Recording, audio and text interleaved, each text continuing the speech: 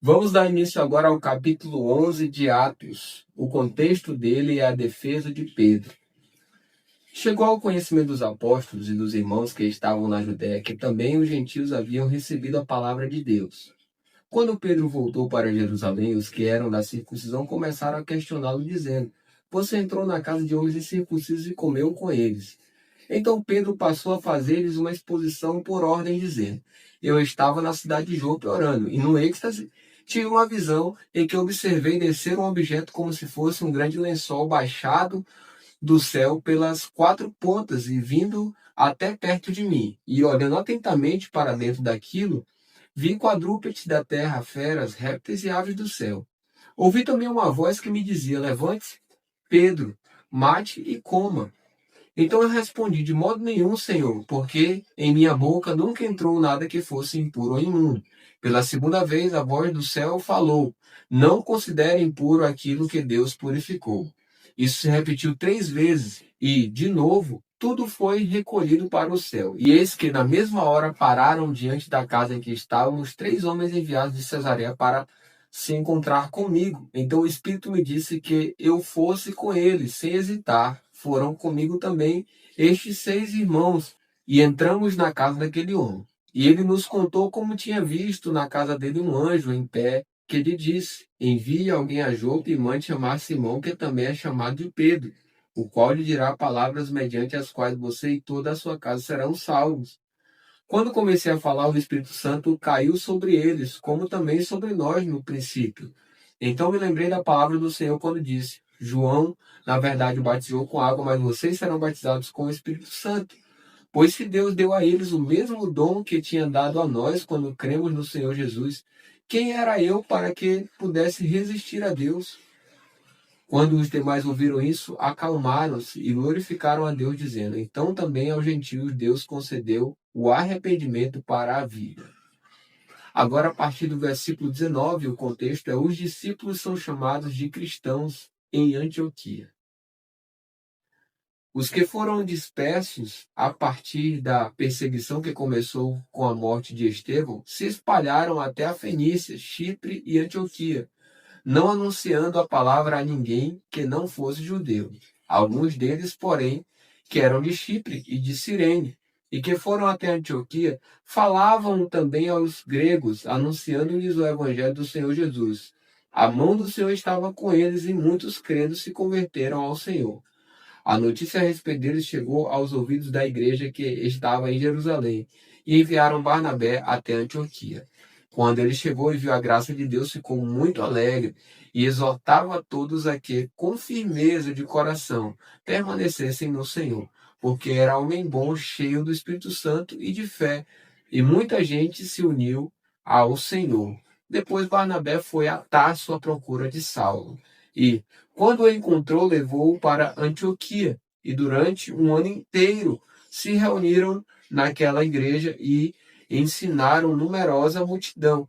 Em Antioquia, os discípulos foram, pela primeira vez, chamados de cristãos. A partir do versículo 27, o contexto é: Ágabo prediz grande fome. Naqueles dias, alguns profetas foram de Jerusalém para Antioquia, e, apresentando-se um deles, chamado Ágabo, dava a entender pelo Espírito que haveria uma grande fome em todo o mundo. Essa fome veio nos dias do imperador Cláudio. Os discípulos, cada um conforme as suas posses, resolveram mandar uma ajuda aos irmãos que moravam na Judéia. E eles o fizeram, enviando essa ajuda aos presbíteros por meio de Barnabé e Saulo. Agora, a partir do versículo 12 de Atos, o contexto é: Herodes persegue Tiago e Pedro. Por aquele tempo, o rei Herodes mandou prender alguns da igreja para os maltratar. Mandou matar à espada Tiago, irmão de João. Vendo que isto agradava aos judeus, prosseguiu mandando prender também Pedro. E eram os dias dos pães sem fermento.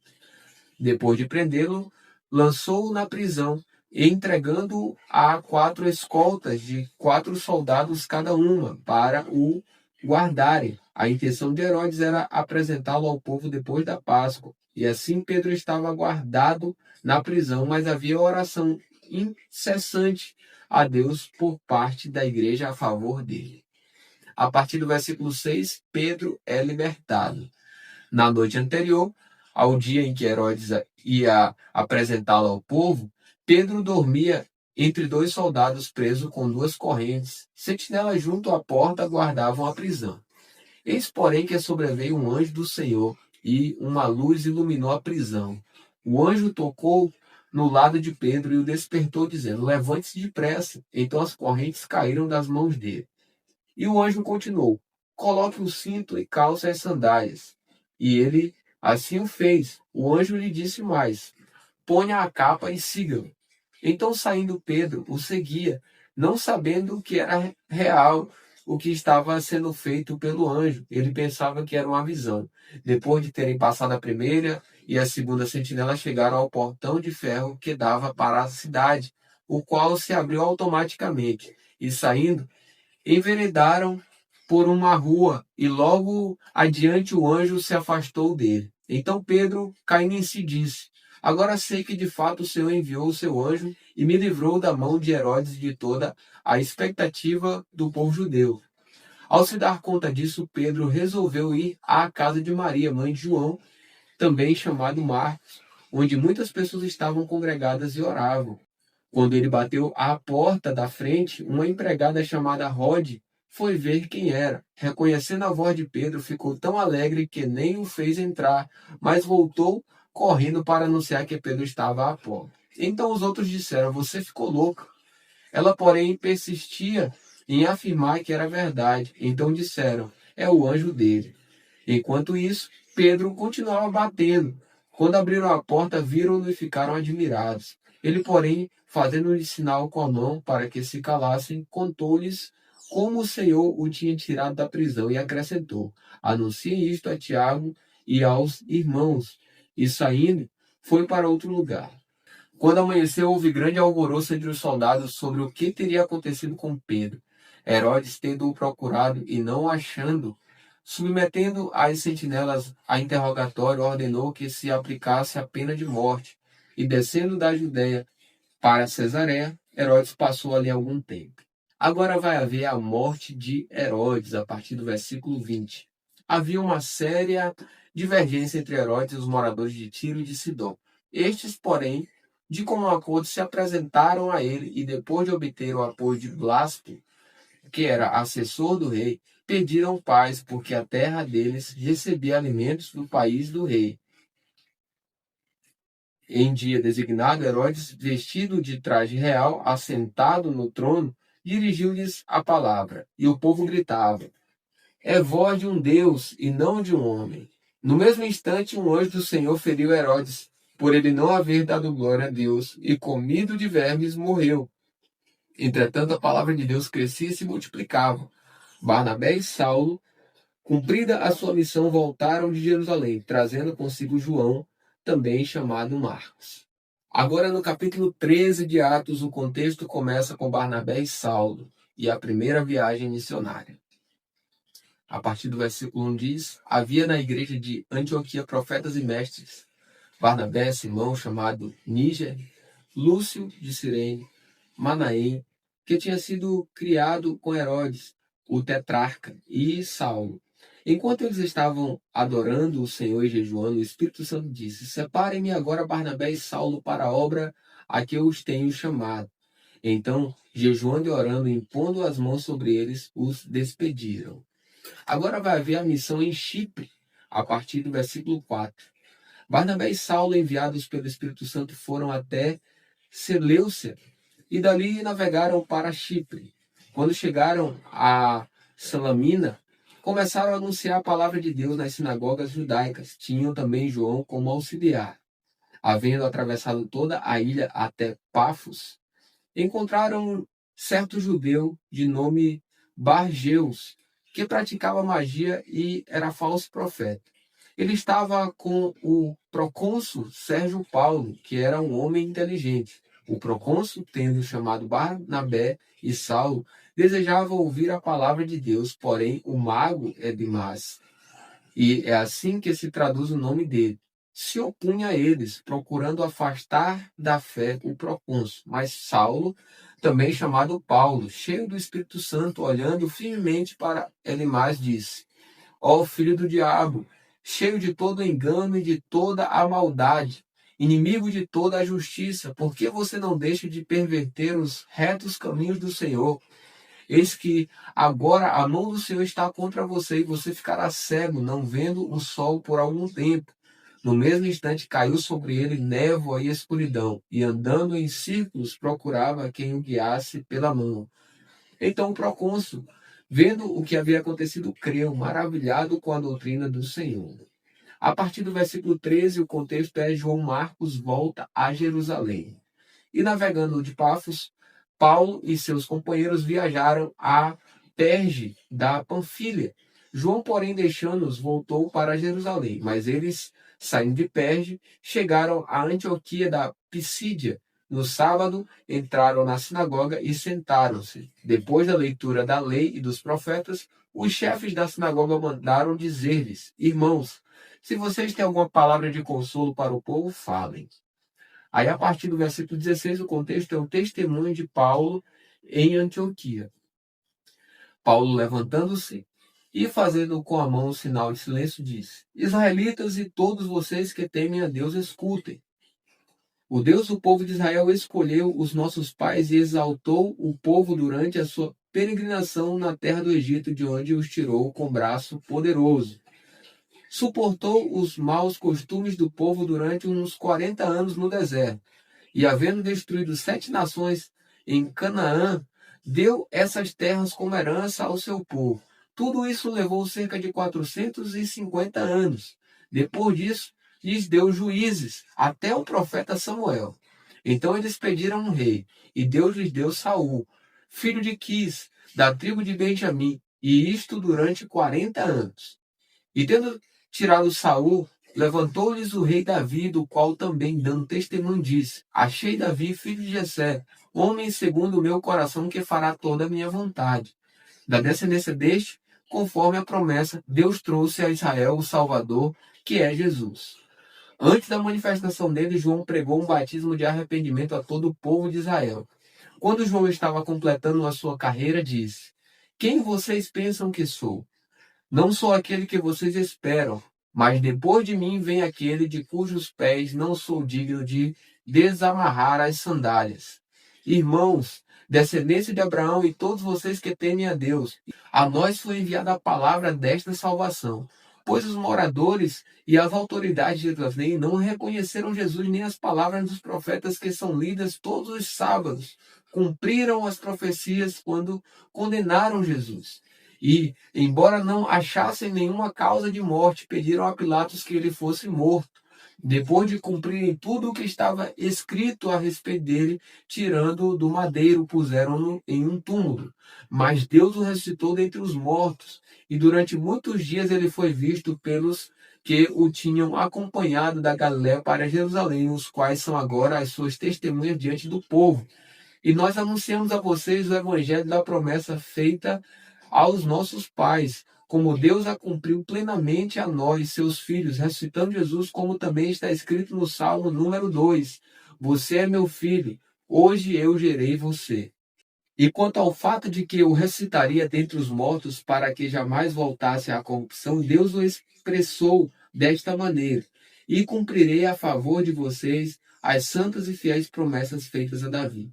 Por isso também diz em outro salmo: Não permitirás que o teu santo seja corrupção, porque tendo Davi no seu tempo servido conforme o plano de Deus, morreu, foi sepultado ao lado de seus pais e viu corrupção. Porém, aquele a quem Deus ressuscitou não viu corrupção. Portanto, meus irmãos, saibam que é por meio de Jesus que a remissão dos pecados é anunciada a vocês.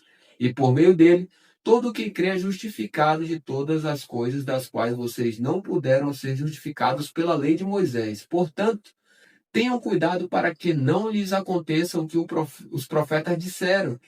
Vejam, ó desprezadores, fiquem maravilhados e desapareçam, porque no tempo de vocês eu realizo obra tal que vocês não acreditarão se alguém lhes contar. Quando Paulo e Barnabé estavam saindo, as pessoas pediram que no sábado seguinte lhes falassem estas mesmas palavras. Terminada a reunião na sinagoga, muitos dos judeus e dos prosélitos piedosos seguiram Paulo e Barnabé, e estes, falando com eles, os persuadiram a continuar firmes na graça de Deus. No sábado seguinte, quase toda a cidade se reuniu para ouvir a palavra do Senhor. Mas os judeus, vendo as multidões, ficaram com muita inveja e, blasfemando, contradiziam o que Paulo falava. Então Paulo e Barnabé, falando ousadamente, disseram: era necessário pregar a palavra de Deus primeiro a vocês.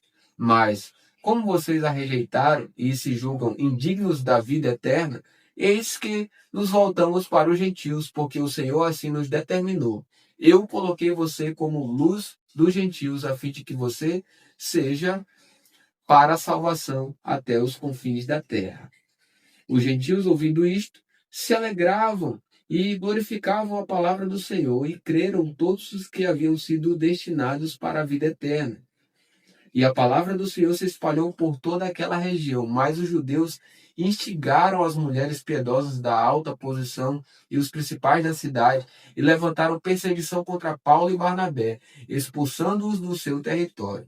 E estes, sacudindo contra eles o pó dos pés, foram para Icônio. Os discípulos, porém, estavam cheios de alegria e do Espírito Santo.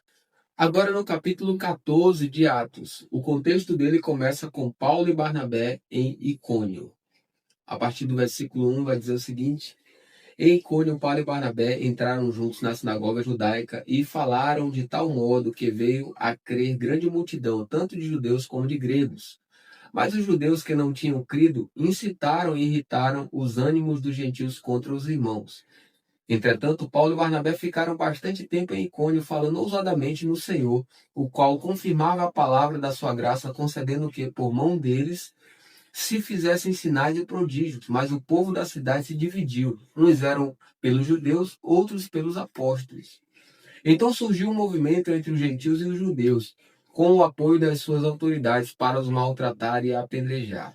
Quando Paulo e Barnabé souberam disso, fugiram para Listra e Derbe, cidade da Licaônia, e para as regiões vizinhas, onde anunciaram o evangelho. A partir do versículo 8, o contexto é a cura de um paralítico em Listra.